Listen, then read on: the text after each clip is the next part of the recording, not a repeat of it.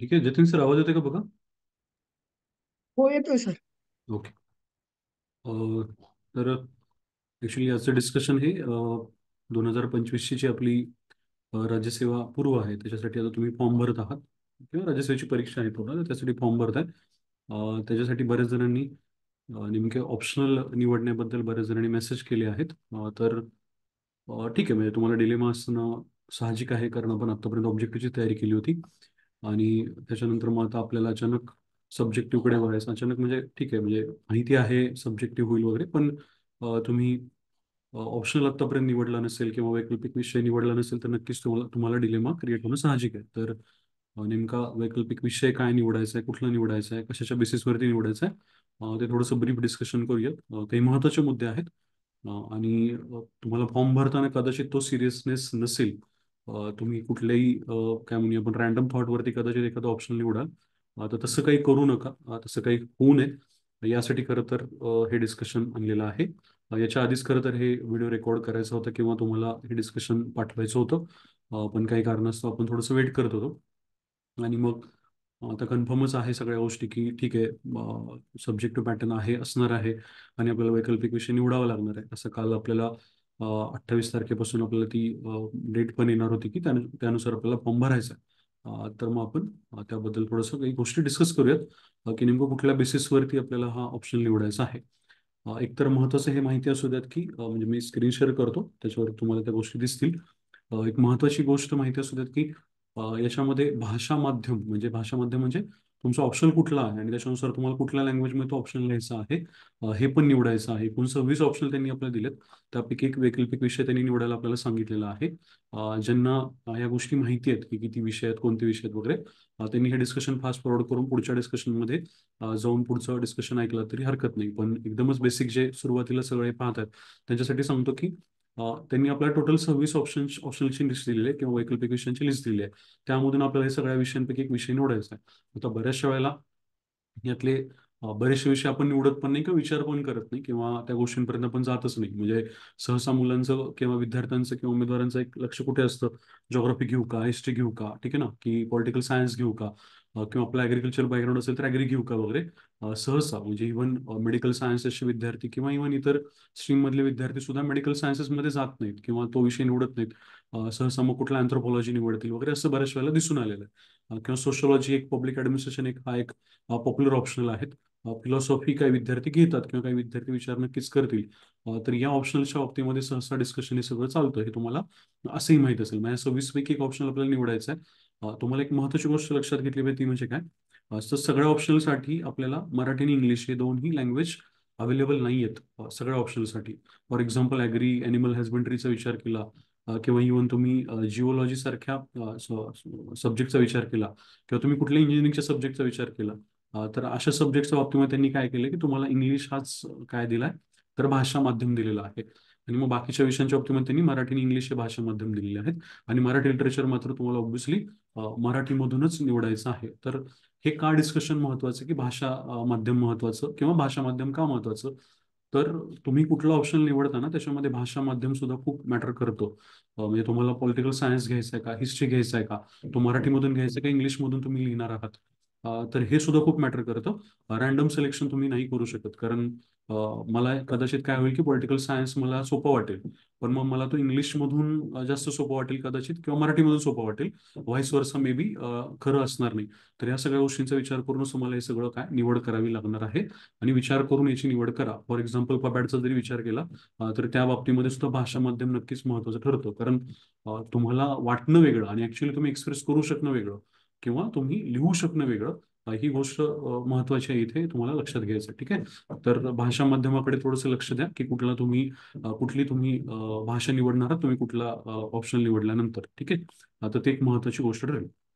त्याच्यानंतर पुढे म्हणजे आपण एक काय म्हणतो त्याला, पुढच्या ह्याच्यामध्ये जाऊया की ऑप्शन निवडताना आपल्याला कुठल्या कुठल्या गोष्टी बघायच्या आहेत. तर त्या महत्त्वाच्या गोष्टी मी तुम्हाला इथं डिस्कस करतो. त्यातल्या बऱ्याचशा गोष्टी तुम्ही ऐकल्या असतील आधी, पण लक्षात घ्या, हे खूप वेग आहे तुमचं ऐकणं किंवा डिसाईड करण्यामध्ये आपण खूप वेग ह्या सगळ्या गोष्टी डिसाईड करत असतो.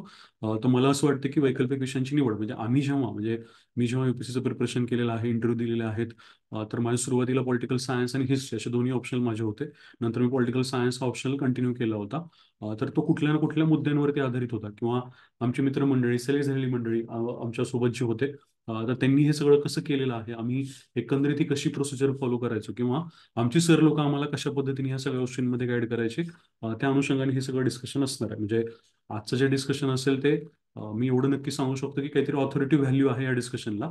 आजवर काय होतं की आपल्याकडे येणारे विद्यार्थी जे आहेत, राज्यसेवेचं प्रिपरेशन करणारे, ऑब्जेक्टिव्हचं प्रिपरेशन करणारे, तर त्यांच्या अनुभवांच्या आधारावरती आपण आतापर्यंत गोष्टी डिस्कस करायचो नेहमीच्या लेक्चरमध्ये.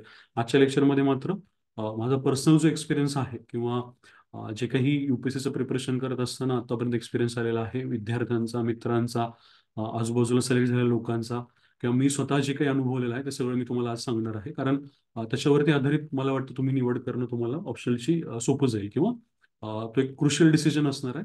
त्याच्यामध्ये गडबड केलं तर चुकू शकतं. ठीक आहे. सगळ्यात महत्त्वाची गोष्ट म्हणजे सिलेबस पाहून घ्या. मग तुम्हाला इथं दिसेल की सिलेबस फॉर GS असं लिहिलेलं आहे.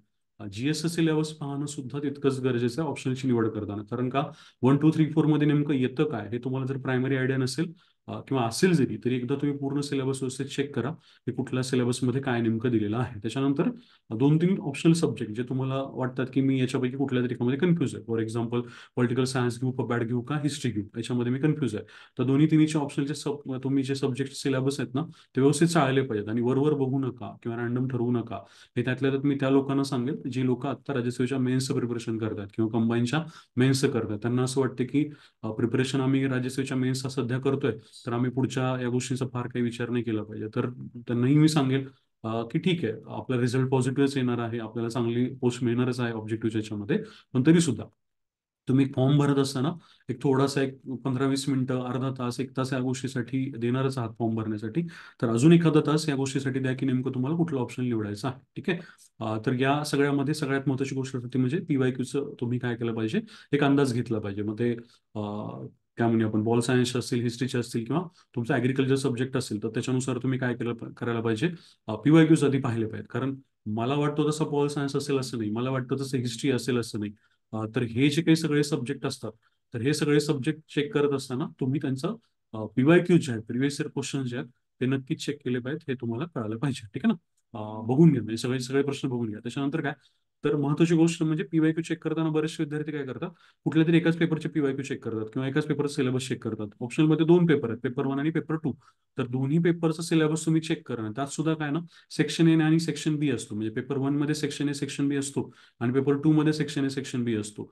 तर या दोन्ही गोष्टींचं चेक करूनच तुम्ही काय करायला पाहिजे, हे निर्णय घेतला पाहिजे. नाहीतर काय होऊ शकतं मग परत की तुम्ही काय केलं, वरवर एकाच सेक्शन एचे बघितले प्रश्न आणि मग ठरवून टाकलं की अरे मला सोपं वाटतं आणि मग काय ऑप्शन घेऊन टाकला आणि मग नंतर कळायला लागलं की विशिष्ट एखादा सेक्शन खूप जास्त वाईट जायला लागला किंवा अभ्यास करायला त्रास व्हायला लागला. असं बऱ्याचशा वेळेला आम्ही UPSCच्या वेळेला विद्यार्थ्यांचं अनुभवलेलं आहे किंवा पर्सनली पण आम्ही अनुभवलं की एखादा प्रोडक्ट, एखादा सेक्शन, एखादा पेपर मधला तो तुम्हाला त्रास देऊ शकतो. त्याच्यानंतर म्हणजे तुम्ही कुणालाही विचारा UPSCच्या ऑप्शनलची निवड कशी केली जायची किंवा MPSCच्या ऑप्शनची निवड कशी करावी, तुम्हाला खूप एक कॉमन एक हे मिळणार आहे की तुमचा इंटरेस्ट, तुमची आवड आणि गोडी कशामध्ये आहे, त्याच्यानुसार जा.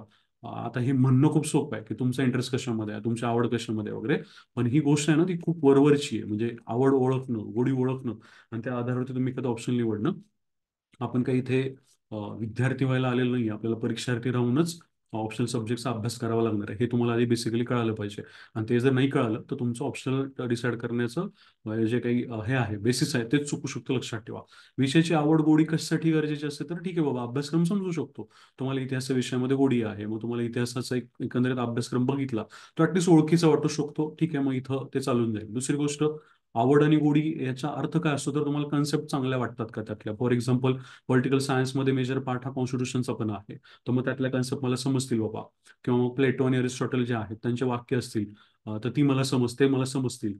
इतिहासाचा विचार केला तर मग इतिहासामध्ये आपण म्हणूया की एन्शियन मिडिवल मधल्या काही कन्सेप्ट आहेत किंवा त्याचं इव्होल्युशन जे आहे की अर्बनायझेशन किंवा आपल्या कल्चर जे आहेत, ठीक आहे ना, इंडस व्हॅली सिव्हिलायझेशन पासून ते मग आजपर्यंतच्या कल्चर्स असतील किंवा मिडिवल पासून मग नंतर पुढे असेल, मॉडर्न इंडिया सुरू होणं असेल, तर हे सगळं जे इव्होल्युशन आहे ते मला कन्सेप्च्युअली समजतं का. याच्यावरती आधारित मला काय निर्णय घ्यावा लागेल किंवा काय मला हिस्ट्रीमधले फॅक्ट्स खूप आवडतात किंवा मला फॅक्ट्स खूप पाठ होतात, पाठांतर माझं चांगलं आहे, तर त्या बेसिसवरती मी हिस्ट्री ऑप्शनकडे जाऊ शकतो किंवा इतर कुठल्या ऑप्शनकडे मी त्या बेसिसवरती जाऊ शकतो. मॅपिंग समजा मला खूप करायला चांगलं आवडतं किंवा माझं ते एक काय म्हणूया आपण ऍप्टिट्यूड जो आहे माझा तो मॅपिंगचा, तो मला चांगला आहे, तर त्याच्यामुळे मग मला जॉग्राफी आवडतं. जॉग्राफी मधल्या कन्सेप्ट मला चांगले वाटतात. तर या बेसिसवरती तुम्ही काय करायला पाहिजे, विचार करायला पाहिजे. आणि त्याच्यामध्ये सगळ्यात महत्त्वाची गोष्ट ती म्हणजे स्कूलिंग. स्कूलिंग म्हणजे काय, शाळेमध्ये तुम्हाला कुठला तरी एखादा विषय खूप जास्त आवडलेला असतो, इतिहास खूप आवडलेला असतो, सर तुमच्या तसे असतात, मॅडम तुमच्या तशा असतात, कोणीतरी त्यांनी खूप तुम्हाला चांगल्या प्रकारे शिकवलेलं असतं. तर ते एक इंट्युशन तुम्हाला फील होतं की हा ठीक आहे, मला इतिहास हा विषय चांगला वाटतोय, भूगोल हा विषय मला चांगला वाटतोय. तर त्या आधारावरती मला वाटतं की तुम्ही काय करू शकता, आवड किंवा गोडी ही एक वरवर ऍटलिस्ट तुम्ही ते ठरवू शकता. पण हा एकमेव फॅक्टर नाहीये, लक्षात ठेवा. नाही तर तुम्ही काय कराल, मला इंटरेस्ट आहे, मला आवड आहे, मला इतिहास छान वाटतो आणि मी घेतला आणि नंतर कळालं की इतिहासाचं काय सिलेबस खूप वास्ट पडतोय. किंवा इव्हन काय म्हणूया सोशॉलॉजी घेतला आणि सोशॉलॉजीमध्ये लँग्वेजेस नंतर कॅच करता येत नाही. पॉलिटिकल सायन्स कॉन्स्टिट्यूशन आवडते, आतापर्यंत अभ्यास केलेला आहे म्हणून घेतला आणि नंतर कळायला लागलं की नाही, प्लेटो अरिस्टॉटल किंवा इव्हन इंडियन थिंकर जे आहेत, पॉलिटिकल थिंकर जे आहेत, ते मला पचतच नाहीये. अरविंद घोष नेमकं काय म्हणतात ते मला कळतच नाहीये. किंवा एम एन रॉय जे आहेत त्यांचं मला जे काय आहे थेरी जे आहे ती मला लक्षात येत नाही, किंवा मार्क्सिझमचा वापर मला पेपर 2 मध्ये चांगल्या प्रकारे करता येत नाही, हे कदाचित तुम्हाला नंतर कळू शकतं. त्यामुळे काय आहे ना, थोडंसं या गोष्टीच्या बाबतीमध्ये आवड जी आहे, ठीक आहे, आवड आणि गोडी याच्यावरती आपण आधारित डिसिजन घेणार आहोत. पण त्याला खूप जास्त ओव्हर रेट करू नका, म्हणजे त्यालाच फक्त महत्व दिलं असं करून पण चालणार नाहीये, हे पण लक्षात घेतलं पाहिजे. पदवीला असणारा विषय, आता ग्रॅज्युएशन तुमचं ज्या विषयामध्ये आहे, कुणाचं बीए झालं असेल, मग कुणाचं बीए जनरल बीए झालेलं असतं, कुणाचं बीए मध्ये काय झालेलं असतं की थोडक्यात एखादा विषय घेऊन झालेला असतं, तुम्ही एखाद्या विषयामध्ये एम ए केलेला असेल तर तो विषय तुम्हाला ओके वाटू शकतो, असं पण असू शकतं. पण आता पदवी, आता फॉर एक्झाम्पल एखादं मेडिकल सायन्स आहे तर मग त्यांनी मेडिकल सायन्स ऑप्शनल घेणं किंवा मेडिकल सायन्सच्या ऑप्शनलवाल्यांनी काय करणं, एन्थ्रोपॉलॉजी वगैरे घेणं, तर हे सुद्धा चालू शकतं. त्याच्यामुळे काय, पदवी खूप मॅटर करते. फॉर एक्झाम्पल ॲग्रिकल्चर, तुम्ही बीएससी ॲग्री झाले किंवा ॲग्रिकल्चरमध्ये कुठली पदवी आहे, त्यामुळे तुम्हाला ॲग्रीचा सिलेबस ओके वाटतो, तर त्यानुसार पण तुम्ही डिसिजन घ्यायला हरकत नाही. पण लक्षात घ्या की असं काही नाहीये की तुम्ही पदवी त्या याच्यामध्ये केलेली आहे म्हणजे त्याच ऑप्शनमध्ये तुम्हाला खूप चांगले मार्क पडतील. असं बऱ्याच वेळेला झालं की एखाद्याचं एम ए इकॉनॉमिक्स आहे, पण मग काय त्याला असं वाटतं की नाही, इकॉनॉमिक्स यूपीसीचं इकॉनॉमिक्स किंवा एमपीसीचं इकॉनॉमिक्स सिलेबस जो आहे ते मला झेलणार नाही किंवा ते मला पेलणार नाही, ते मला एक्सप्रेस आउट चांगलं करता येणार नाही, मग मी पॉलिटिकल सायन्स घेतो आणि त्याच्यामध्ये चांगले मार्क घेतो. असं होऊ शकतं का? येस, मेडिकल सायन्सच्या कितीतरी विद्यार्थ्यांनी पॉलिटिकल सायन्स सारखे सब्जेक्ट घेऊन, सोशलॉजी सारखे सब्जेक्ट घेऊन सुद्धा काय केलेलं आहे, तर युपीएससी मध्ये खूप चांगले रँक काढले. मग या गोष्टीचा तुम्ही नक्कीच विचार करायला हरकत नाही. ओके. जतीन सर, आवाज येतो व्यवस्थित, काही नॉईज वगैरे तर नाहीये ना? येतोय सर आवाज व्यवस्थित. पण बॅकग्राऊंड नॉईज वगैरे तर काही येत नाही ना तुम्हाला? नाही सर. दुसऱ्या कुठल्या गोष्टीचा आवाज वगैरे इथल्या बॅकग्राऊंड नॉईजचा? नाही नाही येत सर. नक्की ना? हो. येस, ओके, ठीक आहे. त्याच्यानंतर दुसरी महत्वाची गोष्ट, तुमचं ऑप्शन निवडत असताना तुम्हाला मार्गदर्शन किती उपलब्ध आहे आणि काय उपलब्ध आहे. आता तुम्ही म्हणाल की मग क्लास लावायला लागतो का वगैरे. क्लास लावला नाही लावला हा एक खूप वेगळा विषय आहे. म्हणजे बरेच जण क्लास न लावता पण पास होतात वगैरे, ही एक्झाम्पल्स आपल्याकडे असतातच. पण कुठल्या ना कुठल्या मार्गदर्शनाची किंवा मेंटरशिपची नक्कीच गरज असते, हे पण लक्षात ठेवा. म्हणजे तुम्हाला असं वाटेल की नाही मग क्लास आपण हे करतोय का, तो विषयच नाही. आता तुमचे एवढे 26 ऑप्शन्स आहेत, 26 ऑप्शन कुठला एखादा क्लास शिकवू शकणार नाही. विशिष्टच काही ऑप्शनल एखादा क्लास घेऊ शकतो. त्यामुळे काय 26 ऑप्शनल शिकवून कोणी काही विशेष काहीतरी वेगळं काहीतरी करू शकणार नाही, लक्षात ठेवा. इथं तुम्हाला हे लक्षात घ्यावं लागणार आहे ना की आपली एमपीएससीची आता जी काही मेन्स असणार आहे ती लिखाणाची परीक्षा असणार आहे. ती 1750 मार्कांची लिखाणाची परीक्षा आहे. आणि जेव्हा 1750 मार्कांची लिखाणाची परीक्षा असते ना, तेव्हा सगळ्यात महत्वाचं बाब असते ती म्हणजे काय, तुमचं लिखाण किती चांगलं आहे. तुम्हाला लिखाण केल्यानंतर त्याच्यावरती किती चांगला फीडबॅक तुम्ही घेतला होता, ते तुम्ही किती पेपर तपासून घेतले, लिहिले किती, त्याच्यावर तुम्ही फीडबॅक घेतल्यानंतर तुम्ही मग तुमचं स्टार्ट, बॉडी, कन्क्लुजन जे असतं समजा, तर त्याच्यामध्ये किती चांगल्या प्रकारे बदल केले, त्याच्यानुसार तुम्ही किती इम्प्रूव्हमेंट केली. याला खूप महत्व आहे. आता याला फार हे नाहीये की तुम्ही क्लास केलाय की नाहीये, पण याला मात्र फार महत्व आहे की तुम्ही एखादा पेपर सोडवताय आणि त्या पेपरवरती तुम्ही काय करताय, फीडबॅक कंटिन्युअसली घेताय. जर तुम्ही फीडबॅक घेत नसाल ना, तर तुमच्या लिखाणामध्ये काहीच इम्प्रूव्हमेंट होणार नाही. त्यामुळं सगळ्यात महत्त्वाची गोष्ट लक्षात ठेवा, मार्गदर्शन याचा अर्थ असा नाही आहे की कुणीतरी पॉलिटिकल सायन्सचे कन्सेप्ट समजवल्या फक्त. कधी कधी असं होतं ना की मला पॉलिटिकल सायन्स खूप समजलं, मला इतिहास खूप समजलं, पण इतिहास लिहिताना माझ्याकडून खूप चुका होतात. खूप चुका होतात. आणि जर त्या चुका होत असतील तुमच्याकडून, तर मग काय होतं ना, की तुमच्या पेपरला मार्क तुम्हाला येत नाहीत. इतिहास खूप आवडतो. इतिहास माझा एम ए हिस्ट्री पण माझं झालेलं आहे. पण इतिहास लिहिताना मी इम्प्रुव्हमेंटच केलेली नाहीये. मी पेपरच चेक करून घेतलेले नाहीये. तर मला असं वाटतं की या पर्टिक्युलर गोष्टीमध्ये मार्गदर्शनाची नक्की गरज आहे, लक्षात ठेवा. तुम्ही क्लास करा अथवा न करा, पण तुम्ही प्रश्न उत्तरांचा जो काही सराव करता आणि त्याची अनुभवी व्यक्तीकडून जे काही तपासणी करून घेता ना, म्हणजे फीडबॅक कंटिन्युअसली घेता, म्हणजे जसं तुम्ही आता पण आपण मेसेज टाकला होता की मराठी इंग्लिशचा जो काही डिस्क्रिप्टिव्ह पेपर असतो आता 100 मार्काचा, आत्ताच्या राज्यसेवेच्या मेन्सला, तर त्याप्रमाणेच तुम्ही काय करायला पाहिजे, इकडे सुद्धा विचार करायला पाहिजे की ते पेपर लिहून तुम्ही तपासणी करून घेतली पाहिजे. जर तसं केलात तर तुम्हाला काय नक्की चांगले मार्क येऊ शकतात. इथं मुद्दाम असं लिहिलंय की सहज आणि निरंतर, म्हणजे काय, तुम्हाला अवेलेबल आहे, फीडबॅक देणारी एखादी व्यक्ती अवेलेबल आहे, त्या पर्टिक्युलर विषयाचा तज्ज्ञ आहे एखादी व्यक्ती, आणि त्यांना माहिती आहे की तो पर्टिक्युलर पेपर कसा लिहिला पाहिजे. म्हणजे युनिव्हर्सिटीच्या पद्धतीने पेपर लिहून चालत नाही. तर एमपीएससी युपीएससीला आता तुम्हाला वर्णनात्मक याच्यामध्ये किंवा डिस्क्रिप्टिव्ह याच्यामध्ये त्यांच्या स्टाईलने तुम्हाला पेपर लिहावा लागणार आहे. त्यांनी तुम्हाला काय विचारलंय, त्यांनी तुम्हाला किती शब्द मर्यादा दिलेली आहे, मग 150 शब्दात कसं बसवायचं, मग क्रक्स कसा लिहायचा, त्याचं स्टार्ट कसा करायचा, कन्क्ल्युजन कसं लिहायचं, ह्या सगळ्या गोष्टींचा विचार तुम्हाला त्या फीडबॅकमध्ये करावा लागणार आहे. फीडबॅक जर एखाद्या पर्टिक्युलर सब्जेक्टचा चांगला मिळत असेल ना, तर नक्की तो ऑप्शनल घ्यावा. ठीक आहे.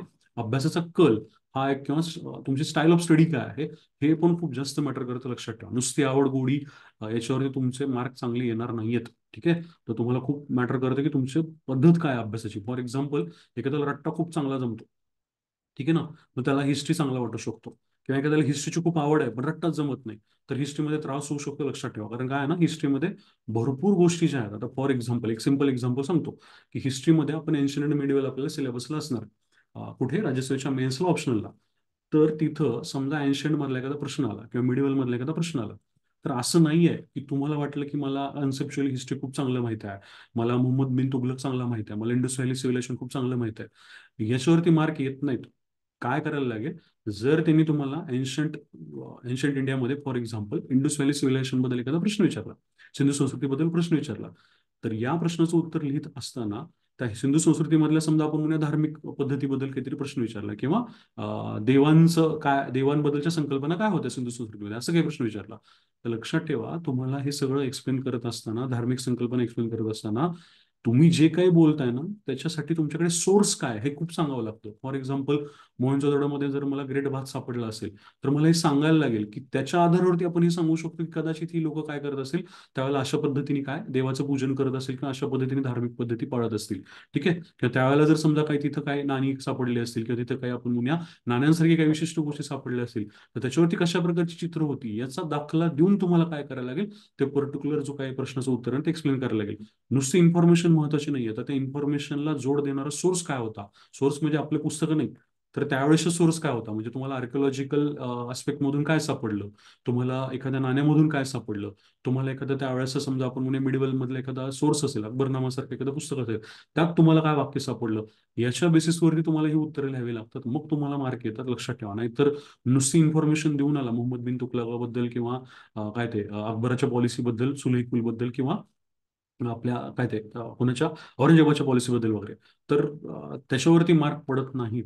की पॉलिसीचं जे काही तुम्ही विश्लेषण करताय ते कशाच्या आधारावरती करताय, त्यासाठी तुमच्याकडे काय सोर्स आहे हे तुम्हाला कुठे ना कुठे मेन्शन करावं लागतं, तर आणखी चांगले मार्क येतात, लक्षात ठेवा. नाही तर मग गडबडतो. ठीक आहे. त्याच्यानंतर राज्यशास्त्र असेल, समाजशास्त्र असेल, सोशॉलॉजी असेल किंवा पबॅड असेल, इथं संकल्पनात्मक स्पष्टतेला खूप जास्त महत्त्व आहे, लक्षात ठेवा.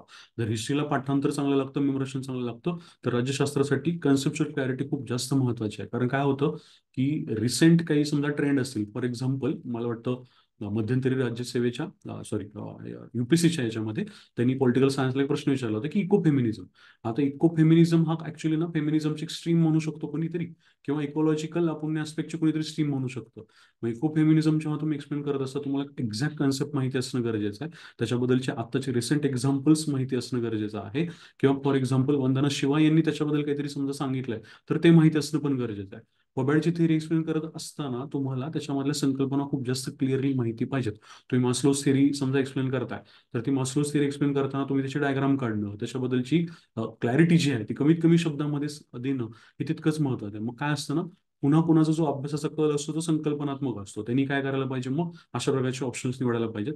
जसा पाठांतरावरती मॅपिंगवरती फार हे आहे, त्यांनी मग हिस्ट्री जिओग्राफी या गोष्टींकडे वळलं पाहिजे. लक्षात ठेवा, जिओग्राफी सारख्या विषयामध्ये तुम्ही टेक्निकली खूप साऊंड पाहिजे, कन्सेप्च्युअली तुम्ही साऊंड पाहिजे, रिप्रेझेंटेशन मध्ये पण तुम्ही तेवढं साऊंड पाहिजे. लक्षात ठेवा, जिओग्राफी फक्त आवडतं, वरवर माहिती आहे याच्या आधारावरती तुम्हाला जिओग्राफीला मार्क मिळत नाहीत.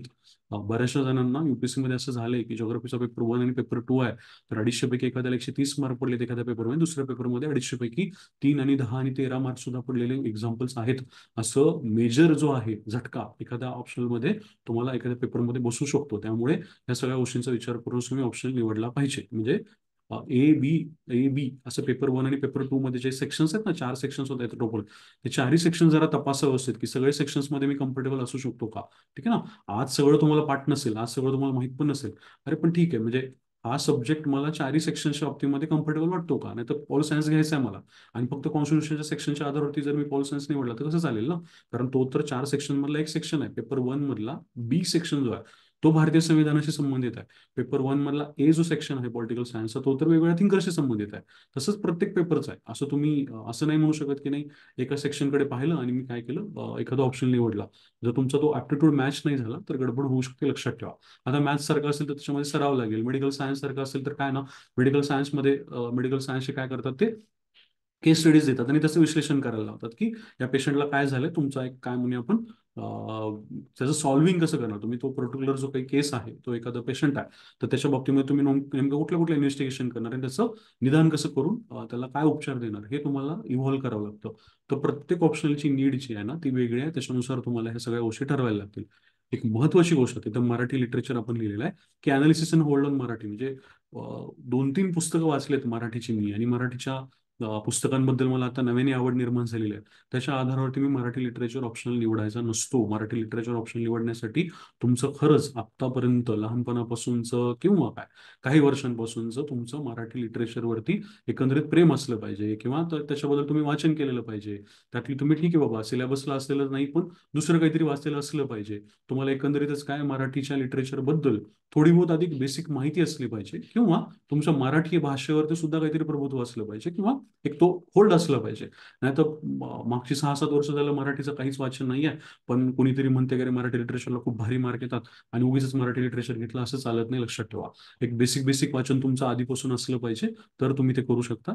नव्याने मी आता पुस्तकं वाचणार सर, मला अशातच खूप गोडी लागलेली आहे त्याच्यामुळे मराठी लिटरेचर घेणार, या आधारावरती मराठी लिटरेचर सारखे ऑप्शन निवडायचे नसतात. कारण काय होतं ना, खूप विसंगती निर्माण होते तुमच्या लिखाणामध्ये आणि त्यांच्या एक्सपेक्टेशनमध्ये. आणि मग जर खरंच कोणीतरी मराठी लिटरेचरचा एखादा मुरलेला कार्यकर्ता असेल किंवा एखादी विद्यार्थी विद्यार्थिनी असेल, तर तो तुमच्यापेक्षा कम्पॅरेटिव्हली खूप चांगले मार्क मराठी लिटरेचरमध्ये घेऊन जाणार आहे, आणि त्यामुळे मग गडबड होणार आहे. लक्षात ठेवा. ठीक आहे ना. तुम्हाला ह्या पण विचार करायला लागेल की कुठल्या याच्यामध्ये काय कॉम्पिटिशन असेल, मी त्या कॉम्पिटिशनमध्ये कुठल्या लेवलला असेल ऑप्शनमध्ये, हा याचा विचार करून पण तुम्हाला तिची निवड करावी लागेल.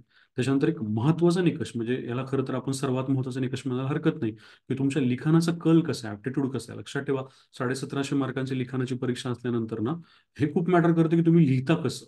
हे मॅटर करत नाही की तुम्हाला पॉलिटिकल सायन्स समजलं का नाही समजलंय. समजलं नसलं काय नसलं काय, तुम्ही पॉलिटिकल सायन्स जर भारी लिहू शकत असाल, तुम्ही मार्केटिंग स्वतःची खूप चांगली करू शकत असेल की मला समजलंय हे त्याला दाखवू शकत असाल एक्झामिनरला, तर तुम्हाला मार्क येणार आहे. ठीक आहे ना. आणि जर तुम्हाला खूप चांगलं समजलंय, तुम्हाला काय ते तुम्ही प्लेटोस 1 महिनाभर शिकलाय, सॉक्रेटिस पण तुम्ही, किंवा काय ते आपले इंडियन पॉलिटिकल थिंकर पण तुम्ही शिकलाय, किंवा सोशोलॉजीमध्ये सुद्धा तुम्हाला मार्क्स सगळा माहिती आहे, तुम्ही भाषण खूप चांगलं करू शकता मार्क्सवरती, पण लिहू नाही चांगलं शकत, तर तुम्हाला मार्क येणार नाहीत. लक्षात ठेवा. त्यामुळं काय ना, सगळ्यात महत्त्वाचा जर निकष लावायचा असेल कुठल्याही ऑप्शनसाठी, तर मी असं म्हणेल की लिखाणाचा नैसर्गिक बाज तुम्ही ओळखला पाहिजे. फॉर एक्झाम्पल, माझं जे काही लिखाण होतं माझं पर्सनली, ते मला एखादी गोष्ट रंगवायला, paragraph to paragraph move on करायला मला खूप आवडतं. तर मग मला पॉलिटिकल सायन्स ऑप्शन खूप आवडायचा, किंवा त्याच्या संकल्पना पण आवडायच्या आणि ते एक्सप्लेन करायला पण खूप आवडायचं. हिस्ट्री समजा ऑप्शनल आहे, त्याच्यामध्ये पण बराचसा पार्ट हा अशाच प्रकारे पॅराग्राफ वाईज तुम्हाला एक्सप्लेन करता येतो छोट्या छोट्या पॅराग्राफ्समध्ये. हे फार मोठं म्हणजे भाषिक तुम्हाला काय सौंदर्य वगैरे नसतं लागत, पण एक विशिष्ट पद्धतीने ते पर्टिक्युलर ऑप्शन लिहावा लागत असतो. जॉग्राफी मला कधीच ओके नाही वाटला माझ्यासाठी पर्सनली, कारण का जॉग्राफी मला ठीक ठीक यायचं.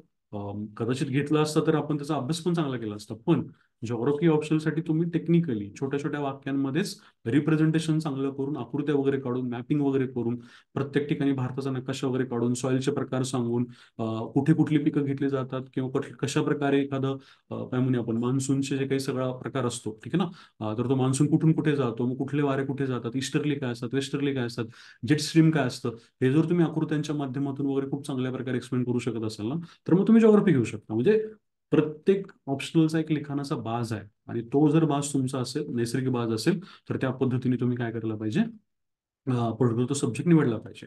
आता समजा एखाद्याला असं वाटतं की नाही सर मला फिलॉसॉफिकल गोष्टी ना लिहिताच येत नाही, मग त्यांनी फिलॉसॉफी, राज्यशास्त्र, सोशॉलॉजी अशा प्रकारचे ऑप्शन घेण्यामध्ये पॉईंटच राहत नाही. तुम्हाला टेक्निकल अस्पेक्ट आहे ना तुमच्या लिखाणाचा, मग तुम्हाला अँथ्रोपॉलॉजी बरा वाटू शकतो, तुम्हाला जॉग्राफी बरा वाटू शकतो, पबाड पण त्यातल्या त्यात तुमच्यासाठी बरा ऑप्शन असू शकतो, लक्षात ठेवा. नाहीतर काय, तुम्ही काय कराल की नाही पॉलिटिकल सायन्स घ्याल आणि त्याला टेक्निकल मध्ये कन्वर्ट करण्याचा प्रयत्न कराल.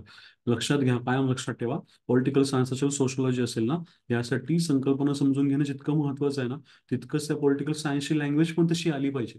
राज्यशास्त्राची लँग्वेज पण त्या उत्तरांमध्ये उतरली पाहिजे. समाजशास्त्राची लँग्वेज थोडी थोडी का असेना त्याच्यामध्ये उतरली पाहिजे. जर तुम्ही म्हणाल की नाही मी जीएस प्रमाणेच काय करतो, राज्यशास्त्राची उत्तर लिहितो, मला काय कळालंय सर, पर्सनलीच पॉलिटिकल याचा अर्थ मला कळालेला आहे, ठीक आहे ना, आणि मग मी आता ते काय करतो, मी माझ्या भाषेमध्ये एक्सप्लेन करतो, नाही, फक्त तुमच्या भाषेमध्ये एक्सप्लेन करून मे बी तुम्हाला मार्क कदाचित मिळणार पण नाहीत. कारण राज्यशास्त्राची, समाजशास्त्राची प्रत्येक एका ऑप्शनलची विषयाची त्याची त्याची एक भाषा आहे, त्या भाषेमध्ये तुम्ही उत्तर लिहिणं गरजेचं आहे, हे पण समजून घेतलं पाहिजे. इथे परत मी तुम्हाला म्हणेल की तो मुद्दा येतो की तुम्ही कुठल्या ऑप्शनसाठी कुठली भाषा निवडताय, मराठीमधून तुम्हाला लिहायचं का इंग्लिशमधून लिहायचंय, हे तिथं महत्वाचं ठरतं, लक्षात ठेवा. भूगोल असेल, अँथ्रोपॉलॉजी असेल, अशा विषयांमध्ये ना रिप्रेझेंटेशनला खूप जास्त महत्व असतं. आता तुम्ही याचा अर्थ असा नाहीये की राज्यशास्त्र आणि समाजशास्त्रामध्ये तुम्ही काय गशा लिखाण करून आले तरी मार्क मिळतील, असा अर्थ नाहीये त्याचा. त्याचा अर्थ असा आहे की रिप्रेझेंटेशन, टेबल डायग्राम, ठीक आहे ना, ट्री डायग्राम्स असतील, वेगवेगळ्या प्रकारच्या आपण म्हणूया त्यातल्या त्यात अँथ्रोपॉलॉजीमध्ये आपण म्हणूया वेगवेगळ्या प्रकारचे मानव आहे, समजा निअँडरथल आहे किंवा कोणी पण आहे, तर त्यांचे जबडे असतील, त्यांची हाडं असतील, यांना डिस्क्रिप्शन करताना, त्यांच्यामधला फरक सांगताना, त्याच्या आकृत्या काढणं, ते एक्सप्लेन करणं, हे जास्त महत्वाचं ठरतं. राज्यशास्त्रामध्ये कदाचित त्याचा वापर कमी होईल. मग याचा बास तुमच्यामध्ये आहे का, ते तुम्हाला फटाफट जमतं का, याच्यावरती खूप काय होतं ना, तुम्हाला ऑप्शन कुठला घ्यायचा आणि त्यात मार्क किती चांगले येणार हे ठरतं, लक्षात ठेवा. त्याच्यामुळे मी असं म्हणेल की हा पाचवा जो मुद्दा आहे ना, हा सगळ्यात महत्वाचा मुद्दा आहे. बाकी सगळं बाजूला राहू द्या. तुमचा लिखाणाचा बाज काय आहे, तुम्ही कशा प्रकारचं लिखाण करू शकता, आणि मग तो कशा पद्धतीने काय ते कशा पद्धतीने तुम्हाला मार्क येतील, हे सगळं एकमेकांशी रिलेटेड आहे, लक्षात ठेवा. आता तुमच्यापैकी काही जण असे म्हणतील की सर आम्ही लिखाणच कधी केलेलं नाही, आम्ही पहिल्यांदाच या सगळ्या प्रोसेसमध्ये एंट्री मारतोय. ठीक आहे, त्या गोष्टींसाठी पण आपण बोलूयात की त्यासाठी काय करता येईल वगैरे. पण आत्ता तेवढा वेळ नाहीये, तुम्हाला फॉर्म भरायचा आहे, तर तुम्ही एक बेसिक अंडरस्टँडिंग घ्या की ठीक आहे माझा लिखाणाचा आत्तापर्यंतचा वाच कसा आहे, किंवा तुम्ही ऑप्शनच्या वेगळ्या प्रश्न बघा आणि त्याच्यावर तुम्ही विचार करा की हा ठीक आहे की याच्याबद्दल जर समजा काय आलं की प्रश्न आले, तर मी कशी लिहू शकतो, किंवा जर कुणाला वेळ असेल आणि शक्य असेल तर काय करा ना, वेगवेगळ्या वेबसाईटवरती ना टॉपर्सच्या कॉपी मिळतात. वेगवेगळ्या ऑप्शनल्सच्या टॉपर्स असतील, वेगवेगळ्या जीएसच्या पेपरच्या टॉपर्स असतील, त्यांच्या कॉपीज मिळतात, त्या कॉपीज डाउनलोड करून घ्या. त्या कॉपीज डाउनलोड करून तुम्ही चेक करू शकता की अरे यांनी जसं लिहिलंय तशा पद्धतीचं माझं लिखाण आहे का, हे मला लिहिता येईल का, हे मला जमेल का. हे जर तुम्हाला कॉन्फिडन्स आला ना, आणि क्लिक होण्याची गोष्ट आहे, सगळंच काय तुम्ही चेक करू शकत नाही, पॅरामीटरमध्ये बसू शकत नाही. मी तुम्हाला असं म्हणत नाही की नाही पेपर लिहा आणि पेपर लिहून तपासून घ्या आणि मग काय ऑप्शन ठरवा. ऍक्च्युली ही प्रोसेस पार पाडली पाहिजे. ऍक्च्युली आमचे जे सिनियर लोक आहेत, ती लोक अशाच पद्धतीने म्हणजे 2000 काय म्हणूया आपण 10च्या आधीचे जर तुम्ही सिनियर लोकांचा जर विचार केला ना, तर ती सिनियर लोक कायम आणि कायम काय करायचे ना, अशाच पद्धतीने ऑप्शन निवडायची. ते काय करायचे, पेपर लिहून बघायला लावायचे. पेपर म्हणजे काय म्हणतात कुठल्या ऑप्शनचा पेपर, तो तपासून बघायचे आणि तो बाज आहे का चेक करायचे, आणि मग ऑप्शन ठरवायला लावायचे. अशी एक मेथड, आयडियल मेथड होती. ती आता मेथड आपण युटिलाइज नाही करू शकणार, त्याच्यामध्ये आपल्याला जायचं नाहीये. आपल्याला एक ओव्हरऑल अंदाज घ्यायचा आणि त्यानुसार आपल्याला ऑप्शनल ठरवायचं आहे. हा, जर कोणाला असं वाटतं की सर मी सध्या काय फर्स्ट इयरला आहे आणि मला पुढच्या परीक्षेची तयारी करायची आहे, तुमच्यासाठी तो वेळ आहे. तुम्ही जर या आत्ता परीक्षेसाठी अपेअर होत नसाल आणि तुम्हाला पुढच्या अटेम्प्टसाठी अपेअर व्हायचं, तर तिथे तुम्हाला वेळ आहे. तुम्ही मात्र मग ऑप्शन निवडताना काय करायला पाहिजे, सगळ्या गोष्टींचा सरासरी विचार करूनच किंवा लिखाण करूनच चेक केलं पाहिजे की तुमचा काय ते बाज कुठला आहे, ठीक आहे ना. तर याला थोडंसं काय करा, थोडं जास्त महत्व द्या, लिखाणाचा बाज किंवा aptitude. ठीक आहे. त्याच्यानंतर एक खूप महत्वाचा मुद्दा येतो की निबंध असेल किंवा इतर सामान्य अध्ययनचे पेपर असतील, म्हणजे GS 1 2 3 4 येतात आपल्यासाठी एमपीसीच्या डिस्क्रिप्टिव्हला सुद्धा मेन्सला. तर लक्षात ठेवा, खूप वास्ट सिलेबस आहे. म्हणजे तुम्हाला पेपर 1 2 3 4 एसएची वेगळी तयारी करायची आहे, नंतर तुम्हाला इथिक्स मधल्या केस स्टडीची तयारी करायची आहे, इथिक्स मधली थेरी स्वतंत्रपणे पाठ करायची आहे. हे सगळं करून मग तुम्हाला तुमच्या ऑप्शनचे 2 पेपर करायचे आहेत. आणि ऑप्शनचे पेपर खूप क्रुशियल आहेत. त्यामुळं जर तुम्हाला असं वाटत असेल की मला एवढा अभ्यासाचा ताण सहन होणार नाहीये पहिल्या 1 2 मध्ये मे बी, तर मग मला काय करायला पाहिजे की जो वैकल्पिक विषय किंवा ऑप्शनल सामान्य अध्ययनला पण मार देईल, जीएसला पण मार देईल, किंवा एसएला पण चांगल्या प्रकारे मार देईल, तो मला काहीतरी निवडता येईल. तर फॉर एक्झाम्पल आपण बघूया. आता हे काय असं ठोकताळे आहेत हे सगळं, हे काय असं प्रत्येक ऑप्शनसाठी आपण असं डिवाइस नाही करू शकतो इतक्या मार्कांचं येईल वगैरे वगैरे, ठीक आहे ना. पण काही ऑप्शनल जे आहेत ते नक्कीच काय आहेत ना, जास्त बेनिफिशियल आहेत. कशासाठी? जीएसच्या पेपर्ससाठी. फॉर एक्झाम्पल जर आपण विचार करूया पीएसआयआरचा, राज्यशास्त्र जर विचार केला ना, तर पीएसआयआर म्हणजे political science and international relations. तर लक्षात घ्या, GS पेपर 2 जो आहे ना, तो अख्खाच्या अख्खा पेपर हा राज्यशास्त्राच्या आपण म्हणूया कॉन्स्टिट्यूशनच्या बेसिसवरती जे काही प्रश्न ऑप्शनमध्ये विचारले जातात, किंवा इंडिया आणि बायोलॅटरल रिलेशन्स जे असतात, भारताचे इतर देशांवर जे संबंध असतात ना, त्याच्याशी खूप जास्त कॉमन आहे सिलेबस. म्हणजे अख्खा GS 2 त्यातला काही विशिष्ट एक पार्ट सोडला तर ऑलमोस्ट काय आहे ना, पीएसआयआर ऑप्शनशी तो काय मिळता जुळता आहे. त्यामुळे GS 2चा लोड कमी होतो. त्याच्यानंतर पीएसआयआरच्या ऑप्शनमुळे किंवा पॉलिटिकल सायन्सच्या ऑप्शनमुळे तुमचा ना GS 4चा पण बऱ्यापैकी लोड कमी होतो. कारण का, 101 मार्कांच्या 120 मार्कांच्या कधी कधी काय करतात ते तुम्हाला थेरोटिकल प्रश्न विचारतात. म्हणजे एखादं प्लेटोचं स्टेटमेंट देतील, एखादं अब्राहम लिंकन यांचं स्टेटमेंट देतील. त्यामुळे काय होतं, सोशलॉजी असेल, पॉलिटिकल सायन्स असेल, अशा ऑप्शन असणाऱ्या लोकांनी ना थिंकर्सचा खूप चांगला अभ्यास केलेला असतो. आणि एखाद्या थिंकरचं स्टेटमेंट किती चांगल्या प्रकारे एक्सप्लेन करता येऊ शकतो हे त्यांना चांगलं माहिती असतं. आणि त्याचा नेमका फायदा त्यांना काय होऊ शकतो, मग इथिक्सच्या GS 4च्या पेपरमध्ये नक्की होऊ शकतो. लक्षात ठेवा. आता याचा अर्थ असं माझं म्हणणं नाही की तुम्ही राज्यशास्त्रच घेतला पाहिजे. मी तुम्हाला फक्त एक सांगतोय की कशा पद्धतीने तुम्ही विचार करू शकता ऑप्शनल घेत असताना. अजून एक महत्वाची गोष्ट की समजा आपण एसीचा विचार केला, तर मला अजून आठवतं की मी स्वतः नामचा एक एसे लिहिलेला, की नामवरती एसे काय केला होता, युपीएससीने काय केलं होतं विचारलं होतं. आता नाम हा पॉलिटिकल सायन्स वाल्यांचा काय आहे की त्याचा सिलेबस टॉपिक आहे. आणि जेव्हा तुमच्या सिलेबस टॉपिकवरती एसे येतो, तेव्हा तुम्ही कम्फर्टेबल किंवा कॉन्फिडंट फील करता, आणि त्यामुळे काय होऊ शकतं, तुम्हाला नक्कीच ऍडव्हान्टेज मिळू शकतं. आता कधी कधी त्याच्यात गडबड पण होऊ शकते. तुम्ही नाम अख्खा पॉलिटिकल सायन्सच्या दृष्टिकोनातून लिहिला तर तुम्हाला एसेला मात्र चांगले मार्क येणार नाहीत, कमी येतील. असे एन नंबर ऑफ पॉसिबिलिटीज आहेत. पण तरी सुद्धा एवढं नक्की लक्षात ठेवा की काही ऑप्शनल जे आहेत ना, तर त्यांचा तुम्हाला काही ना काही बेनिफिट नक्की होऊ शकतो. लक्षात ठेवा. इथं ऑल सायन्सचा विचार केला तर GS 2 आहे, GS 4 आहे, इथिक्स मधली थेरी आहे समजा, किंवा इव्हन एसे आहे, तर तिथे सुद्धा तुम्हाला नक्कीच काय मदत होणार. लक्षात घ्या. जॉग्राफी असेल तर तुम्हाला GS 1 मध्ये नक्कीच मदत होणार आहे, कारण GS 1 मध्ये जॉग्राफीचा काही पार्ट आहे. हिस्ट्रीचा सुद्धा तसंच आहे की GS 1 मध्ये पण मदत होते, किंवा इव्हन एसे मध्ये पण मदत होते. सोशोलॉजीचं पण तसंच आहे. GS 1च्या पेपरमध्ये तुम्हाला सोसायटी हा घटक आहे. एसे मध्ये सुद्धा तुम्हाला भरपूर मदत होऊ शकते. कारण का, सोशल आस्पेक्टने जे काही तुम्ही सगळं वाचता, लक्षात ठेवा, तुम्हाला रेडीमेड कोर्स मिळतात, रेडीमेड डेटा मिळतो तुम्हाला पॉलिटिकल सायन्सचा ऑप्शन करताना किंवा सोशलॉजीचा ऑप्शन करताना. त्यामुळे काय होऊन जातं ना की तुमच्या त्या गोष्टीची मदत तुम्हाला एसे मध्ये होते. आता एसे मध्ये ऑप्शन किती रिफ्लेक्ट करायचा, किती नाही करायचा, एसे लिहित असताना ऑप्शनलचं नॉलेज किती रिफ्लेक्ट करायचं, हा एक वेगळा मुद्दा आहे. तो आपण नंतर कधीतरी डिस्कस करू. त्याच्यामुळे पण मार्क कमी जास्त होणं हे गोष्टी घडतात. ते आपल्याला बोलायचं आहे नंतर. एक गोष्टी आपण हळूहळू बोलत जाऊया. आता हे पहिलं डिस्कशन आहे, कारण का तुम्हाला इमिजिएटली हे सगळं सिलेक्ट करायचं म्हणून तुम्हाला मी ढोबळ मानाने सगळं सांगतोय.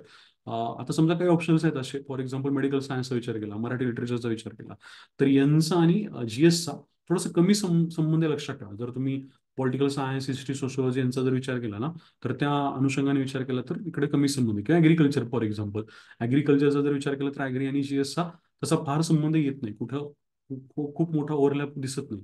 त्यामुळे याचा पण विचार करून बऱ्याचशा वेळेला विद्यार्थी काय करतात, ऑप्शन निवडत असतात. किंवा ऑप्शन निवडायचे आणि नक्कीच फायदा व्हायचा आहे. लक्षात ठेवा. म्हणजे असं काही नाहीये की नाही फायदा होत नाही. मग काय होतं ना, काही विद्यार्थी असं सांगतात, अरे नाही असं नाहीये, मराठी लिटरेचरमध्ये कितीतरी लोकांनी UPSC मध्ये रँक काढला होता. लक्षात घ्या. ठीक आहे. हे पण मान्य आहे की ऑप्शनल विशिष्टच ऑप्शनल घेतला म्हणूनच तुमचा रँक येईल असं काही नाहीये. पण हे पण महत्वाचं आहे की एखादा ऑप्शन घेतल्यानंतर नक्कीच तुम्हाला GSला मदत होते.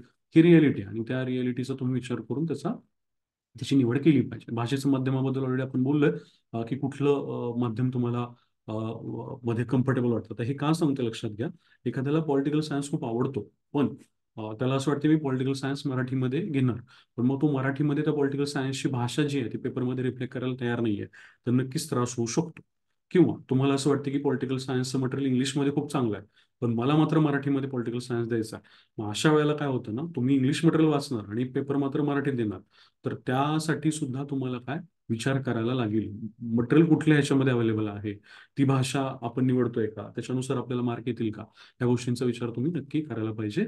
रॅन्डम ह्या गोष्टींचं डिसिजन घेतलं नाही पाहिजे. तर फॉर एक्झाम्पल पबाड सारखा विषय ना, पबाड हा विषय आमच्या वेळेला आम्ही जे काही डिस्कशन ऐकायचो तर त्याच्यामध्ये बऱ्याचशा वेळेला इंग्लिशमध्ये लिहायला सोपा जायचा, पण मराठीमध्ये लिहायला लागलं की ते बोजड व्हायचं. तर फॉर एक्झाम्पल जर तुम्ही आपलं भाग दोनचं पुस्तक बघितलं असेल तर पबाडचा सेक्शन जो आहे आपल्या भाग दोनच्या पुस्तकात पॉलिटी भाग दोनचं मेन्ससाठीचं, तर त्यात तुम्ही बघितलं असेल पबाडचा जो काही सेक्शन आहे ना मराठीमधला सुरुवातीच्या एक 20-30 पानांचा, तो वाचायला जड जातो सुरुवातीला. कारण का मराठीमध्ये पबाड एक्सप्रेस आउट करणं तेवढं सोपं नाही जात. तर हे पण लक्षात घेतलं पाहिजे. नुसतंच मला पबाड ऑप्शन घ्यायचा, पण मग मी टाकलं मराठी आणि नंतर मात्र मग मराठीमध्ये लिहायला मला जड जायला लागलं. कारण का मागच्या 3-4-5 वर्षांमध्ये तुमचा फार मराठी या भाषेशी संबंध नाहीये किंवा लिखाणाशी संबंध नाहीये, तर त्याच्यामुळे जड जाऊ शकतं, हे कळालं पाहिजे. अँथ्रोपॉलॉजी सारखे समजा सब्जेक्ट आहेत इंग्लिशमध्ये जास्तच कम्फर्टेबल वाटतात, मराठीमध्ये लिहायला लागलं की मग काय होतं, त्रास व्हायला लागतो किंवा त्याचं मटेरियल नीट मिळत नाही. तर या गोष्टींचा विचार नक्की तुम्ही करायला पाहिजे. लक्षात ठेवा. मग अशा वेळेला काय पाहिजे ना, की त्या पर्टिक्युलर विषयाचा, ठीक आहे ना, त्या पर्टिक्युलर विषयाचा त्या पर्टिक्युलर भाषेमध्ये, आता अँथ्रोपॉलॉजी समजा किंवा पबाड समजा मराठीमधून कोणी केलं असेल आणि त्यांनी खूप चांगले मार्क मिळवले असेल तर त्यांचा गायडन्स तुम्हाला मिळाला पाहिजे. तर मग तुम्ही काय केलं पाहिजे, अशा प्रकारचे सब्जेक्ट निवडले पाहिजे. लक्षात ठेवा, रॅन्डम निवडायचे नाही. तर पॉलिटिकल सायन्स मात्र काय, बऱ्याच वेळेला इंग्लिशमध्ये आणि मराठीमध्ये सगळ्यांना सारखं जाऊ शकतं. लक्षात ठेवा. मी माझा एक्सपिरियन्स सांगतो की मी मराठीमधून लिहून सुद्धा यूपीएससीची मेन्स क्लिअर केलेली आहे. इंग्लिश ही भाषा निवडून सुद्धा. त्यावेळेला असं ऑप्शनसाठी वेगळी लँग्वेज निवडता येत नव्हती, सरसकट तुम्हाला एकच भाषा निवडावं लागायची. तर मी मराठीमधून सुद्धा यूपीएससीची मेन्स क्लिअर केली आणि इंग्लिशमधून पण इंग्लिशमधून सुद्धा यूपीएससीची मेन्स क्लिअर केलेली आहे. तर मी एवढं सांगू शकतो की काही ठिकाणी ना तुम्हाला दोन्ही लँग्वेजमध्ये कम्फर्टेबल असू शकतं. पण नक्की हे खरं आहे की मी माझा एक्सपिरियन्स सांगतो की पॉल सायन्स मला मराठीमध्ये जितकं सोपं जायचं त्यापेक्षा 5% का असं नाही, इंग्लिशमध्ये पण सोपं जायचं. लक्षात ठेवा, म्हणजे इंग्लिशमध्ये जास्त सोपं जायचं. हा एक एकंदरीत अनुभव आहे. हिस्ट्री मात्र मला मराठीमध्ये जास्त सोपं वाटायचं, इंग्लिशमध्ये थोडंसं मला हिस्ट्रीमध्ये असं एक्सप्रेशन द्यायला थोडीशी अडचणी यायची. त्यामुळे ह्या सगळ्या गोष्टींचा विचार पण तुम्ही नक्कीच करायला पाहिजे. लक्षात ठेवा, ठीक आहे ना. कोणत्या आधारावरती वैकल्पिक विषय निवडू नये, तर लक्षात घ्या की बऱ्याच वेळेला ना माझी मित्रमैत्रिणी तो ऑप्शन घेणार आहे, मग त्यानुसार मी पण तोच ऑप्शन घेतो. दोघं मिळून अभ्यास करू, डिस्कस करू वगैरे वगैरे, अजिबात नाही. हा एक टुकार क्रायटेरिया आहे. असल्या क्रायटेरियाच्या आधारावरती तुम्ही ऑप्शन निवडायचा नसतो. तुमच्या लाईफचा प्रश्न आहे. असे काही डिसिजन घेऊ नका, ठीक आहे ना. तुमच्या मित्राचा, खूप जिग्गी मित्राचा, मैत्रिणीचा ऑप्शन वेगळा असू द्यात, उलट काही हरकत नाही. जीएसचं प्रिपरेशन सोबत करा. ऑप्शनसाठी काय करा, दुसरं कोणीतरी मित्रमैत्रिणी शोधा किंवा डिस्कशनसाठी दुसरं कोणीतरी शोधा. त्याच्यानंतर UPSC मध्ये ना अँथ्रोपॉलॉजीला खूप मार्क आले आहेत. मराठी लिटरेचरला खूप मार्क आलेले आहेत. अरे नाही, याच विषयाला खूप मार्क येतात. असं काहीतरी ठरवून तुम्ही एमपीसी मधला ऑप्शन निवडू नका, हे मी तुम्हाला कॅटेगोरिकली सांगेल. कारण का एमपीसीची अजून एक्झाम झालेली नाही आहे वर्णात्मक, आणि त्यामुळे कुठल्या ऑप्शनला काय ट्रेंड सेट होणार आहे हे आपल्याला माहित पण नाही आहे. त्यामुळे आज आत्ता तुम्ही आत्ताच्या परीक्षेला तरी, आता पुढच्या परीक्षेमध्ये वेगळे कदाचित निर्णय घेऊ आपण, पण आज आत्ताच्या परीक्षेचा फॉर्म भरत असताना मात्र तुमचा ऑप्शन हा वरच्या क्रायटेरियावरती आधारित असला पाहिजे. युपीएससी मध्ये कुठल्या ऑप्शनला खूप जास्त मार्क येतात हा क्रायटेरिया तुमच्यासाठी नाही, आत्ताच नाही. लक्षात ठेवा, कारण युपीएससीचं तपासणं वेगळं, त्यांचे पेपर वेगळीकडे जातात. त्यांची मार्कांची पद्धत, देण्याची पद्धत वेगळी, त्यांची स्केलिंग करण्याची पद्धत वेगळी. ती आता आपल्याकडे कशी प्रकारे राबवली जाणार आहे हे आपल्याला अजून माहिती नाही. त्यामुळे युपीएससीच्या त्या गोष्टींच्या आधारावरती तुम्ही ऑप्शन तुमचा निवडू नका. लक्षात ठेवा. हा, जर तुम्हाला असं वाटतंय युपीएससी आणि एमपीएससी सर दोन्हीसाठी तयारी करतोय, त्यामुळे मग युपीएससी निवडलेलाच ऑप्शन आहे, तर त्याच आधारावरती मी करतो, तर ती केस वेगळी. लक्षात ठेवा, जर तुम्ही युपीएससीचं प्रिपरेशन करत असाल, ऑलरेडी तुमचा ऑप्शन सिलेक्ट झालेला असेल, ऑलरेडी तुम्ही क्लासेस केलेले असतील, ऑलरेडी तुमच्याकडे नोट्स मटेरियल तयार असेल, तर सरसकट विदाऊट एनी डाऊट तुम्ही तोच ऑप्शन घेऊन पुढे सरकलं पाहिजे. तिथे काही डाऊट नाहीये. हे पर्टिक्युलर सगळं सांगणं यांच्यासाठी जे अजूनही डिलेमामध्ये आहेत की आपल्याला ऑप्शन कुठला निवडायचा वगैरे. वरवर आवड आहे म्हणून तर या गोष्टीसाठी तरी ऑप्शन निवडूच नका. म्हणजे बऱ्याच वेळेला ना हिस्ट्रीचा मी समजा तुम्हाला सांगितलं की हिस्ट्री तुम्ही निवडू शकता, आणि मग काय होतं की वरवर बघितलं जातं की अरे हा मॉडर्न इंडिया आहे वगैरे वगैरे, अरे पण त्याच्यामध्ये वर्ल्ड हिस्ट्री सुद्धा आहे. ते वर्ल्ड हिस्ट्री सुद्धा तुम्हाला तितकंच आवडलं पाहिजे, त्याचं पण तुम्हाला लिखाण जमलं पाहिजे. बरं ठीक आहे, मॉडर्न इंडिया जमेल, वर्ल्ड हिस्ट्री जमेल, आणि एन्शियंट मिडिवलचं पण समजा अभ्यास आहे, तर लक्षात घ्या पेपर 1 मध्ये एन्शियंट मिडिवल इंडिया आहे. ते जर तुमच्या बाज तुमचा लिखाणाचा अभ्यास करण्याचा याच्यामध्ये ते फिट बसलं नाही, बऱ्याच वेळेला मॅपिंग येते तुम्हाला, वेगवेगळे साईट्स ज्या असतात हिस्ट्रीमधल्या, ठीक आहे ना, हिस्टॉरिकल कल्चरमधल्या वगैरे, तर त्या साईट्स ज्या असतात, तर त्या साईट तुम्हाला मॅपिंगमध्ये मार्क करायला लावल्या जातात. ते जर तुम्हाला जमतच नाहीये तर अख्खाच्या अख्खा 50-60 मार्कांचा तो विषय असतो, किंवा 25 मार्कांचा, 30 मार्कांचा तो विषय असतो. असं जर काही झालं तर मग काय होऊ शकतो, तुम्हाला नक्कीच त्रास होऊ शकतो. लक्षात ठेवा. त्यामुळं नुसतंच मला हिस्ट्री आवडतं, वरवर माहिती आहे हिस्ट्री आवडतं म्हणून याच्या आधारावरती तुम्ही ऑप्शन निवडला नाही पाहिजे. एकदा जाऊन चेक करा, PYQ चेक करा आधीपर्यंत UPSC मध्ये काय विचारले होते, त्या प्रश्नांशी आपण काय होऊ शकतो, काय ऍक्सेप्टन्स आहे का आपल्याला त्या प्रश्नांचा, हे चेक करा आणि मगच तुमचा ऑप्शन निवडा. लक्षात घ्या. ठीक आहे. पॉल सायन्स फॉर एक्झाम्पल, आता पॉल सायन्समध्ये मी माझा एक्सपिरियन्स सांगतो की पॉलिटिकल सायन्समध्ये मला असं वाटतंय फक्त की नाही मला कॉन्स्टिट्यूशन जमतंय, पण अरे इंटरनॅशनल रिलेशन्समध्ये इंडियन वर्ल्डचे संबंध आहेत, ते सुद्धा तुम्हाला लिहायचे आहेत. आता त्यात काय गल्लत होते बघा, की भारत आणि इतर देशांचे संबंध, हे जर तुम्ही जनरल स्टडीजच्या लँग्वेजमध्ये लिहायला लागला, पॉलिटिकल सायन्सच्या लँग्वेजमध्ये तुम्ही ते लिहिलंच नाही, तर मात्र मग तुम्ही पॉलिटिकल सायन्स ऑप्शनल निवडून काही फायदाच नाही झाला. तुम्हाला पेपर 2 मध्ये खूप कमी मार्क येऊ शकतात. माझ्या स्वतःबरोबर असं झालेलं आहे की पेपर 1 ला खूप चांगले मार्क आले, जिथं खरं तर पॉलिटिकल सायन्सचा कस लागतो आणि पॉलिटिकल सायन्सचा पेपर 2 आहे समजा, तिथे मात्र जर मी काय त्यावेळेला त्या अटेम्प्ट मध्ये जर मी पॉलिटिकल सायन्सची लँग्वेज रिफ्लेक्ट केली नाही, मी भारत आणि पाकिस्तानचे संबंध नॉर्मलाइज पद्धतीने लिहितोय. नॉर्मलाइज पद्धतीने म्हणजे काय, चक्क GSच्या पद्धतीने लिहितोय, जसं एखादं GS विद्यार्थी, तर तिथे मार्क येतील असं सांगता येत नाही. जर मी पॉलिटिकल सायन्स मधल्या थेरीजचा वापर वगैरे करून, ठीक आहे, त्याच्यामधल्या टर्मिनॉलॉजीचा वापर करून जर मी भारत पाकिस्तान संबंधांबद्दल लिहितोय, तर मला नक्की मार्क येऊ शकतात, नाहीतर मला मार्क येणार नाहीत. हे पण तुम्हाला कळालं पाहिजे. आणि हा घोळ जॉग्रफीसाठी पण आहे, हाच घोळ सोशॉलॉजीसाठी पण आहे. वरवर सिलेबस बघितला, एका पेपरला खूप चांगले मार्क येतात आणि पेपर 2 ला मात्र मार्कच येत नाहीत, असं बऱ्याचशा गोष्टींमध्ये घडलेलं आहे. फॉर एक्झाम्पल सोशॉलॉजीमध्ये सोशॉलॉजिकल कन्सेप्ट चांगले वाटतात, पण इंडियन सोसायटीला ते रिलेट करून जेव्हा लिहायची वेळ येते तेव्हा मुलं कमी पडतात. तर मग या गोष्टींचा विचार करायला लागतो तुम्ही ऑप्शन निवडत असताना, हे कळायला पाहिजे. ठीक आहे ना. आणि UPSCच्या मागील प्रश्नांचा आढावा वगैरे नाही घेतलेला किंवा सिलेबस सुद्धा नाही चेक केलेला, असं न करता ऑप्शन निवडणं वगैरे म्हणजे खूपच मोठा ब्लाइंड गेम झाला. ठीक आहे, जर ब्लाइंड गेम एखादा तुका लागून गेला तर लागूनच जाईल, काही हरकत नाही, पण रँडमाइज पद्धतीने काही करू नका, एवढंच मी तुम्हाला सांगेन. ठीक आहे. तर या सगळ्या गोष्टींच्या आधारावरती तुम्ही ऑप्शन निवडला पाहिजे किंवा नाही निवडला पाहिजे. सगळ्यात महत्त्वाची अजून एक गोष्ट म्हणजे कुठला तरी एक विशिष्ट क्लास, ठीक आहे ना. फॉर एक्झाम्पल आपलंच एक्झाम्पल घ्या, नाही बाबा काय तर सर काय करणार आहे, पॉलिटिकल सायन्स घेणार आहेत, ठीक आहे, म्हणून मी पॉलिटिकल सायन्स होतो, नाही. अ, मी कुठला विषय घेणार आहे, मी कुठला विषय शिकवणार आहे, याच्या आधारावरती तुमचं ऑप्शनल ठरवलं नाही पाहिजे तुम्ही. लक्षात ठेवा, ऑप्शनल 500 मार्कांचा, 1750 पैकी 500 मार्क हे खूप मोठं काय म्हणूया आपण सेक्शन आहे. त्या आधारावरती जर तुम्ही तुमचं ऑप्शन निवडायला लागलात फक्त त्या आधारावरती, ठीक आहे, मार्गदर्शक आहे, आपण करून घेऊ म्हणून तुम्ही निवडला तर काही हरकत नाही, पण फक्त त्या आधारावरती की अरे हा मग सर काय म्हणतात, सर कुठला ऑप्शन घेणार आहेत, हा मग सर त्या ऑप्शन घेणार तर मी पण तोच ऑप्शन टाकतो, असं चालत नाही. ठीक आहे, तुम्हाला टीचिंग आवडते, तुम्ही त्याच्यामध्ये रुळाल, तुम्ही त्याच्यामध्ये येऊन जाल, पण त्याआधी काय करा, वरच्या गोष्टी काय करा, थोड्याशा विचार करून बघा, त्याच्यावरती तोलून मापून बघा तो पर्टिक्युलर एखादा सब्जेक्ट, आणि मग ठरवा की मला तो ऑप्शन निवडायचा आहे का. रॅन्डम निवडू नका, किंवा मी कुठला तरी एखादा ऑप्शन घेणार आहे म्हणून निवडू नका, किंवा कुठेही असं काही करू नका. लक्षात ठेवा. ठीक आहे. एक महत्वाची गोष्ट म्हणजे आता बऱ्याच जणांनी हे विचारले की आपण काय करणार आहोत, आपला काय प्लॅन आहे वगैरे. डिस्क्रिप्टिव्हचा नक्कीच आपला प्लॅन असेलच. आपण ऑब्जेक्टिव्ह आणि डिस्क्रिप्टिव्ह याच्यामध्ये नेमकं खरंच काय ठरतं याची वाट बघत होतो, म्हणून आपण या गोष्टींमध्ये खरं तर पडलो नाही. मग आता त्यांनी आपल्याला क्लिअर कट इंडिकेशन दिले की सब्जेक्टिव्हच आहे किंवा डिस्क्रिप्टिव्ह असणार आहे. ठीक आहे, इथून पुढे मग आपण या गोष्टींचा विचार करूया. GS2 बद्दलचा विचार नक्कीच आपण करतोय, GS4चा पण आपण विचार करतोय.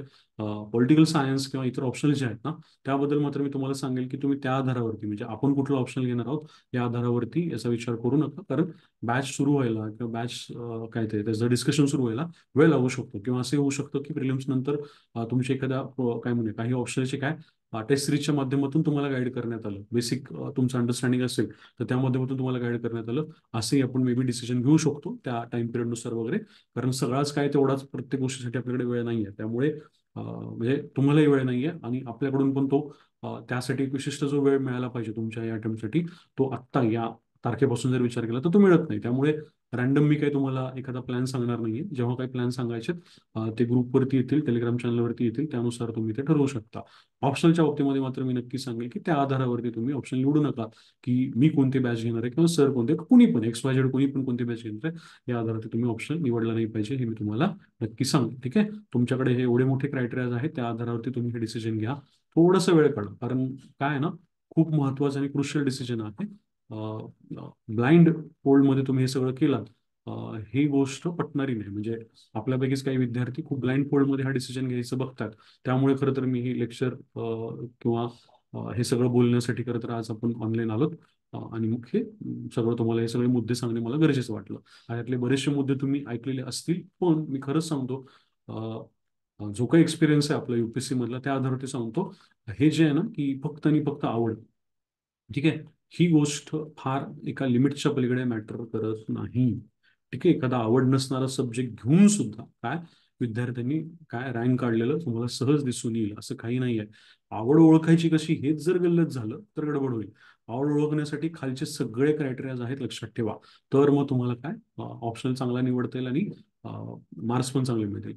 अजून एक महत्वाची गोष्ट आहे ती म्हणजे कोणती ऑप्शनमध्ये, तर मटेरियल तुम्हाला ज्या भाषेमध्ये तुम्हाला लिहायचं आहे सगळं, ठीक आहे ना, त्या भाषेमध्ये चांगलं मटेरियल अवेलेबल आहे का, नोट्स अवेलेबल आहेत का. समजा मला मराठीमध्ये पॉलिटिकल सायन्स लिहायचं तर मराठीमध्ये पॉलिटिकल सायन्ससाठी मग एक बेसिक कीवर्डच्या नोट्स तरी अवेलेबल आहेत का, इंग्लिशमध्ये लिहायचं इंग्लिशमध्ये अवेलेबल आहेत का. मला वाटते मी सोशॉलॉजी घेतो, पण सोशॉलॉजी मराठीमधून लिहायचं, मग सोशॉलॉजीमध्ये मराठीमध्ये मला मटेरियल चांगलं अवेलेबल आहे का बाबा खरंच, का उगीच कुठल्या तरी रॅन्डम मटेरियलच्या आधारावरती मी हे सगळं ठरवतोय. असं नका करू. थोडं सर्वे करा. तुमच्या काय म्हणूया मग आयटमचा एक पूर्ण एक वर्षभराचा हा प्रश्न आहे. त्यामुळे ह्या गोष्टींचा विचार करून तुम्ही काय करायला पाहिजे, हे निर्णय घेतलेले पाहिजेत. ओके. मटेरियल तेवढंच क्रुशियल ठरतं. मटेरियल चेक करा बाजारामध्ये कोणतं आहे कोणतं नाही, आणि त्यानुसार ह्या सगळ्या गोष्टींचा निर्णय घ्या. भाषा सुद्धा निवडताना मटेरियलचा विचार करा, तुमच्या एक्सप्रेशनचा विचार करा. एखादं पान, एक दोन पॅरेग्राफ, तीन पॅरेग्राफ लिहून बघा. काही हरकत नाही, की फार मोठा हे होणार नाही, त्रास होणार नाही तुम्हाला. आणि जर तो त्रास तुम्हाला घ्यायची इच्छा नसेल तर मग तुम्ही रॅन्डम ऑप्शन निवडून रॅन्डम तुम्हाला मार्क येतील. त्याला अर्थ राहणार नाही, लक्षात ठेवा. ठीक आहे. तर हे होतं बेसिकली तुम्ही कुठल्या आधारावरती हे सगळं निवडायचं ते डिस्कशन. पुढचं जे काही आहे आता एक महत्त्वाचं डिस्कशन आहे याच्यामध्ये, की अ, आपले जे ऑब्जेक्टिव्ह करणारे विद्यार्थी आहेत तर त्यांना ही डिस्क्रिप्टिव्हची परीक्षा देताना त्रास होईल का, किंवा काय नेमकं त्यांनी अप्रोच ठेवला पाहिजे, याच्याबद्दल पण आपण पुढच्या काही लेक्चर्समध्ये बोलणार आहोत. तर त्या त्या वेळेला ते लेक्चर आपण रेकॉर्ड करूया किंवा एखादं लाईव्ह सेशन घेऊया आणि त्यानुसार आपण पुढचं डिस्कशन करूया. ठीक आहे. आपण इथे थांबूयात. पुढच्या लेक्चरसाठी भेटू.